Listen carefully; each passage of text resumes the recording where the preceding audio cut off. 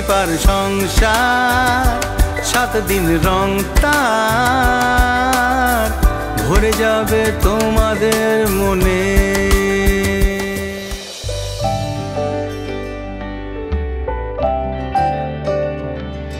আজি বাংলাদেশের হৃদয় হতে কখন আপনি তুমি সেই অপরূপ রূপে বাহির হলে জননী।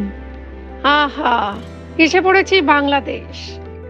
সুজলাং সুফলাং মলয়জ শীতলাং শস্য শ্যামলাং মাতরম। দেখে বারবার মনে হচ্ছে, মন থেকে বলে উঠছি, আমার সোনার বাংলা, আমি তোমায় ভালোবাসি।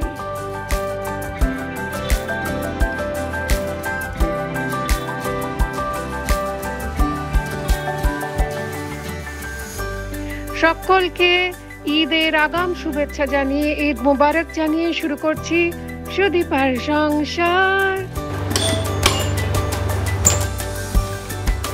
আরে হ্যালো, সৌভাগ্য আমার।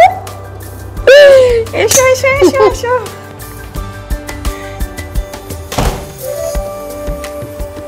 আলপনা, এটা কি গো? এটা হচ্ছে আমাদের পবিত্র কাবা শরীফের দরজাটা।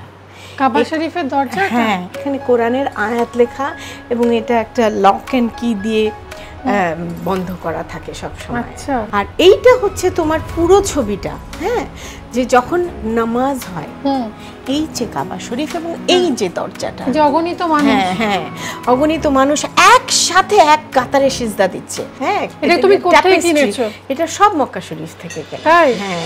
আমাদের সঙ্গে রয়েছেন আলপনা আপা, এবং আলপনা আপা কি তার সম্পর্কে নতুন করে ইন্ট্রোডাকশনের অপেক্ষা রাখে না, তবুও বলি বাংলাদেশের বিখ্যাত রন্ধন শিল্পী। আমরা আছি এই মুহূর্তে আলপনা হাবিবের বাড়িতে, এবং দেখলেন আলপনা হাবিবের বাড়ি একদিনে দেখানো সম্ভব না, এত সুন্দর বাড়ি, এত সুন্দর করে সাজানো। ইট ইজ ভেরি টেস্টফুলি ডান। আলপনা দি, রান্নাটা কোথায়? ও তো এখন অফিসে আছে। আচ্ছা, আমাকে না একটা রান্না একটু শেখাতেই হবে, আমি কোনো না শুনবো না। সেটা হচ্ছে, আমি 6 বছর আগে খেয়েছিলাম, এখনো মুখে লেগে আছে। সে আমার মাকে নিয়ে এসেছিলাম, আমার এখনো মনে আছে এটা মানকচু, তুমি এরকম চাকা চাকা করে কেটে, ওটা মানকচু না শোলা কচু বোধহয়? তোমরা বোধহয় এটাকে শোলা কচু বলো, আমরা এটাকে বলি নারকলি কচু। আচ্ছা। নারকেলের মানে এটা হচ্ছে কি, নারকল যেরকম তুমি চিবিয়ে খেতে পারো কিন্তু গলা ধরবে না, সেই রকম এই কচুটার মানে দোকানদাররা আমাকে বলে, আমি তো গিয়ে একদম শাসাই যে যদি গলায় ধরে তোকে আমি কাঁচা খাওয়াবো। বলে দিদি এটা আমরা কাঁচাই খেয়ে নিতে পারবো, এটা নারকলের মতন। তো আমার একটু বাজারে নিয়ে যাবে? হ্যাঁ হ্যাঁ, চলো। আচ্ছা, তাহলে আমরা যখন বাজার করব, বাংলাদেশের বাজার দেখবো না, তা কি হয়, চলুন চলে যাই বাংলাদেশের কাঁচা সবজির বাজারে। সেখান থেকে আমরা শোলা কচু কিনবো, না নারকলি কচু কিনবো, এবং কিনে এনে রান্না করবো।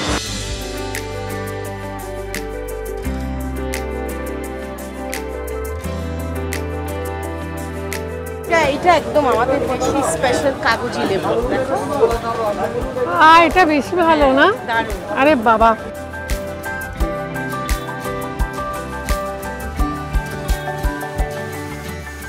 চিনি গুঁড়া চাল আমার ফেভারিট। এই দেখুন, এটা হচ্ছে, এটা কি আমন ধানের চাল। এই দেখুন, এগুলোতে কি রান্না করে? যে যা কোনো কিছু, যেমন তরকারি রান্না করতে পারো তুমি, বিরিয়ানি দম দিতে পারো, দম দিতে পারো, একদম তলায় আগুন পাবে। বাহ। নারকেলি কচু মানে গলা ধরবে না। ও হ্যাঁ, এটা সাদাটা গলা, আর সাদাটা হচ্ছে গলা ধরবে। আর সবুজ যেটা সেটা গলা ধরবে, এই লালটা গলা ধরবে না। ও, তা ওইটা কারা খায় তাহলে? ওটাও খাওয়ার রান্নার নিয়ম আছে। সেদ্ধ করে জল ঢেলে দিয়ে তারপরে। আরে বাপ রে বাপ, এইটা দিয়েই রান্না করা যায়, কি বলুন? চলুন দেখি বাংলাদেশের নারকেলি কচু, যেটাকে আমরা শোলা কচুও বলে থাকি। উপরের অংশটা লাল লাল থাকবে, দেখে কিনবেন। ওকে, এখন দাঁড়িয়ে আছি আলপনা আপার কিচেনে, এবং আজকে রান্না করব কি, এতক্ষণ আপনারা জেনে গেছেন, নামটা জানেন না, কিন্তু আমরা যেটা কলকাতায় শোলা কচু বলে খাই, ওরা এখানে নারকেলি কচু বলে খায়। তো সেই কচুটা কি করছো তুমি একটু দেখাও।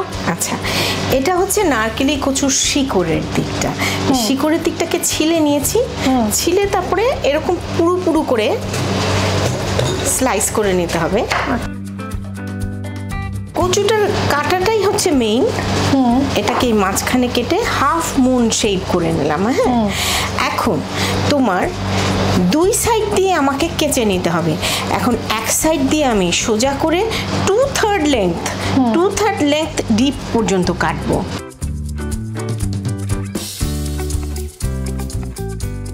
এবার এইটাকে আমি এরকম সোজা করে কেটেছি তো, এবার এটার উল্টো দিকে সোজা করে কাটলে কি হবে, ছিঁড়ে বেরিয়ে একটু তেরছি করে, মানে একদম শুইয়ে না, একটু তেরছি করে।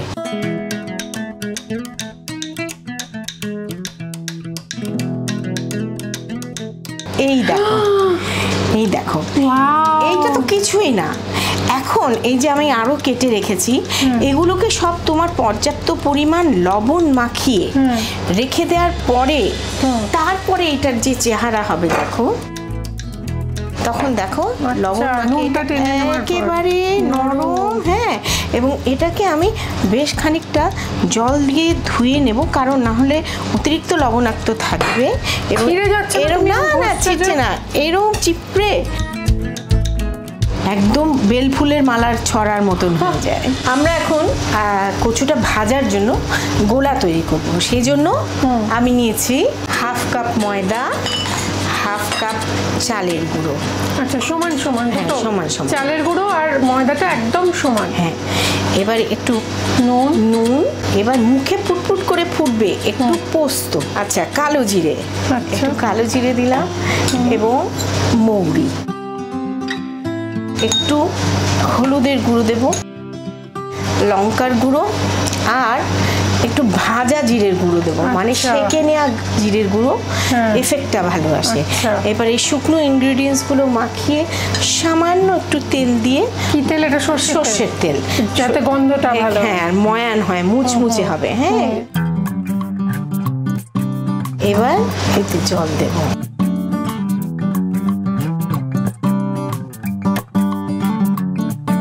ভাজার জন্য ব্যবহার করছি ফরচুন রিফাইন্ড সানফ্লাওয়ার অয়েল, এবং যেটা ব্যাটারে দেওয়া হয়েছে সেটা ফরচুনের কাচ্চিঘানি মাস্টার্ড অয়েল। এবারে এই কচুটা ছাড়ার একটা রীতি আছে। হ্যাঁ, এদিকে চলে। হ্যাঁ, কচুটা যেন লম্বা থাকে, এরকম এই দু হাতে মোটামুটি এই জালিগুলোর ভেতরে আমি এই গোলাটা ঢুকিয়ে দেওয়ার চেষ্টা করব। হ্যাঁ, এইবারে দেখো, এইবারে কি করব, এরকম কড়াইয়ের কিনারে আমার হাত কিন্তু লাগছে না। হ্যাঁ, এরকম করে দিলে কিছুক্ষণ পরে এটা পড়ে যাবে, এই ফাঁকে এটা লম্বা হয়ে যাবে। হ্যাঁ, আবার আরেকটা দিই ছেড়ে।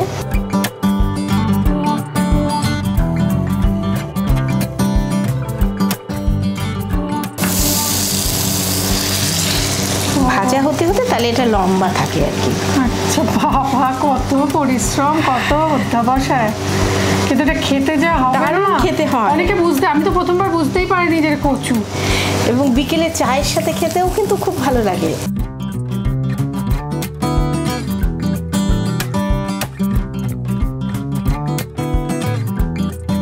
কি করে বুঝবে কখন হয়েছে এটা? এটা লাল হয়ে যাবে, লাল হয়ে যাবে, এটাকে একটু সময় দিতে হবে। এটা ভাজা হোক। হ্যাঁ, ততক্ষণ একটা কাজ করি, দিদির এটা যতক্ষণ ভেজে আমরা সার্ভ করছি ততক্ষণ আমরা দেখে নিই যে ডাক্তারবাবু এই কচু নিয়ে কি বলছেন। নমস্কার, আমি ডক্টর নারায়ণ ব্যানার্জি বলছি। সুদীপার রান্নায় ইলিশ মাছ সম্পর্কে আমার কমেন্ট আপনাদের খুব ভালো লেগেছে, সেটা আমি দেখলাম, এতে আমারও খুব খুশি লাগছে। আজকে সুদীপা না বাংলাদেশে গেছে কচু রান্না করতে। আচ্ছা ভাবুন তো, কচু নিয়ে না আমাদের অনেকেরই, স্পেশালি ঘটিদের কিন্তু একটুখানি ইনহিবিশন আছে। বাঙালি হিসেবে আমরা কিন্তু কচু খাই। এবার কচু কিন্তু একটা খুব ভালো জিনিস এবং প্রচুর এর উপকারিতা। 100 গ্রাম কচুতে কিন্তু কার্বোহাইড্রেট খুব কম থাকে, প্রোটিন মোটামুটি 4 গ্রাম থাকে, ফ্যাটও কম থাকে। সবচেয়ে উপকারী জিনিস এই কচুতে কি জানেন, এতে প্রচুর পরিমাণে আয়রন থাকে। Number 2, vitamin B1, B6, vitamin C প্রচুর পরিমাণে থাকে এবং ট্রেস এলিমেন্টও প্রচুর থাকে। সুতরাং যারা রক্তাল্পতায় ভোগে তারা যদি রেগুলার কচু খান উপকার হয়।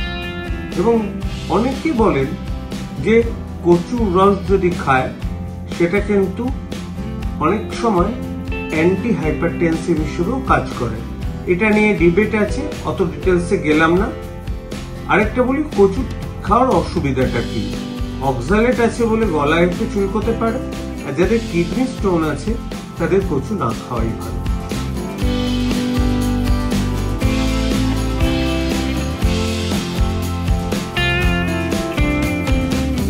ব্যাস, এটা সাজাতে হবে এবার। সাজানোর পর কেমন লাগছে চলুন দেখে নিই।